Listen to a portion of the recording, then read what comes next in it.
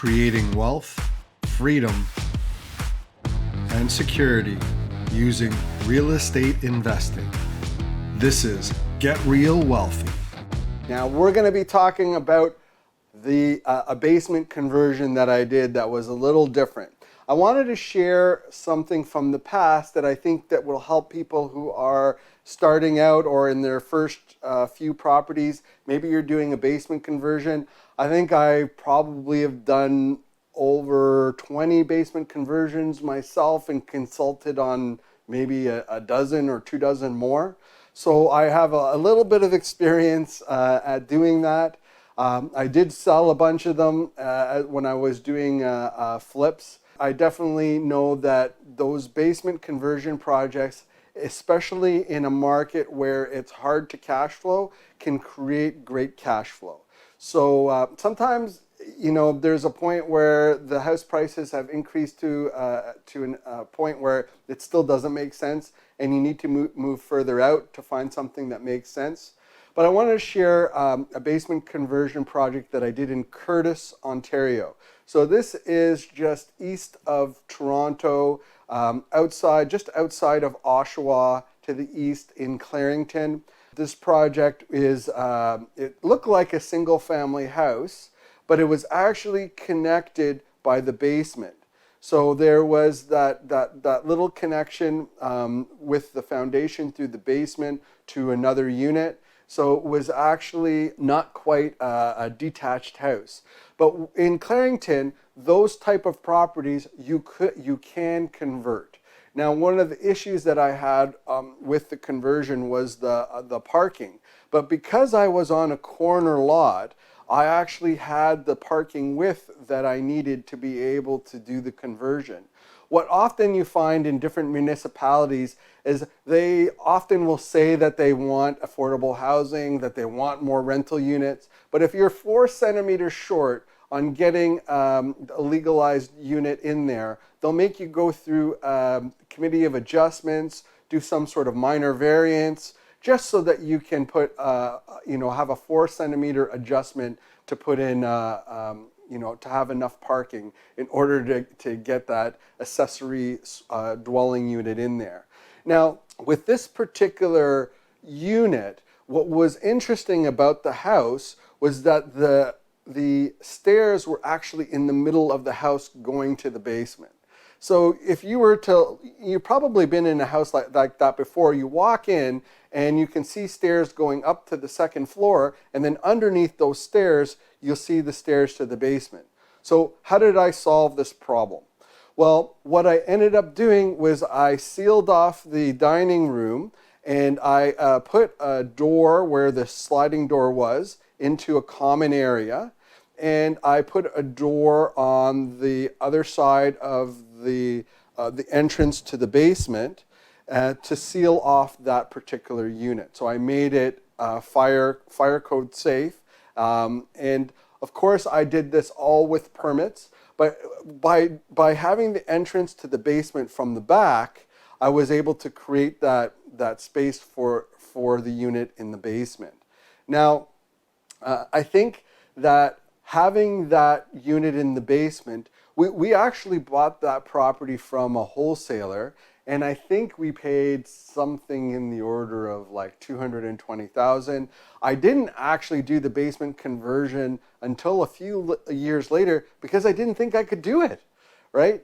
I didn't think that you could actually convert that. And then I started to think about all the properties that I had and how I could bring it to its highest and best use. And when I looked at this property, I was like, legally, I can make this into a basement suite. How do I make it into a basement suite? And so that's what I was able to do with this particular municipality. So I had to switch some things around. I had to move the bathroom door from one side of the wall to the other side of the wall.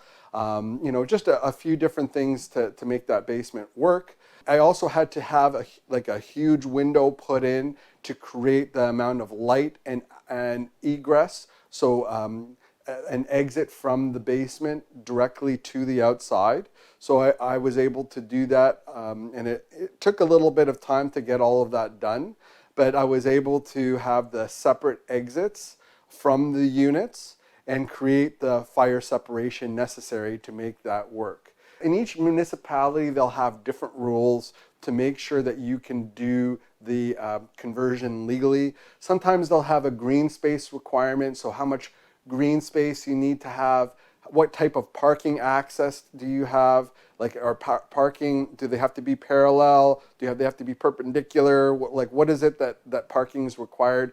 Do you need to have parking so that each unit has to be able to access their parking at all times? So it depends on the municipality. Egress and lighting rules are usually provincial or statewide. They're not necessarily something that's just required by a municipality. But the way that municipalities interpret building code is different. Although you often hear that it's Ontario building code or it's a particular building code, what I've found is that building inspectors interpret it differently. They have some flexibility, which can be helpful, but sometimes they have rules that I don't even know where they're pulling it from. And so in some municipalities, you add 20% to your construction budget because of dealing with the municipality. It's very true. That's something that you want to consider. Also, in some municipalities, you have to look at the environmental component of it. And maybe you can't actually put a legal suite in the basement. In our area, you might contact CLOCA, which is the Central Lake Authority. It's an environmental authority where you could find out whether the property is on a floodplain or not. And if it's on a floodplain, it's unlikely that you're going to be able to put an accessory apartment in the basement. You may not even be able to build anything else. So that's something to consider.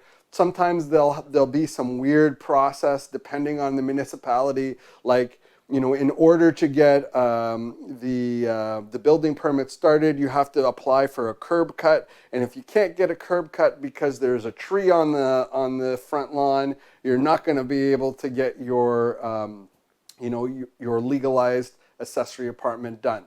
I often hear again and again from politicians over and over, we want affordable housing. We want to be able to have the housing for rental properties.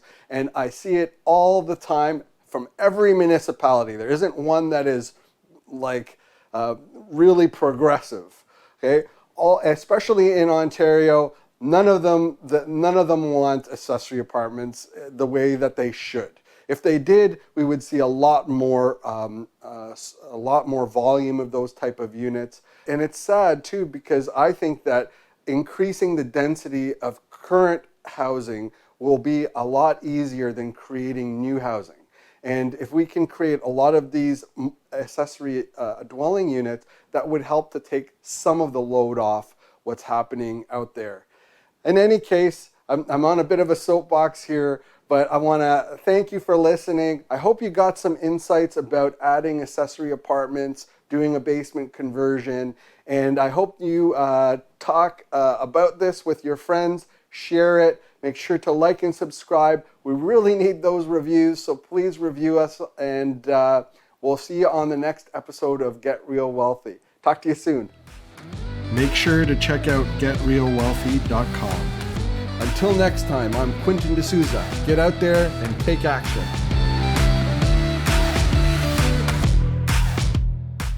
The views and opinions expressed in this podcast are provided for information purposes only and should not be construed as an offer to buy or sell any securities or to make or consider any investment or course of action.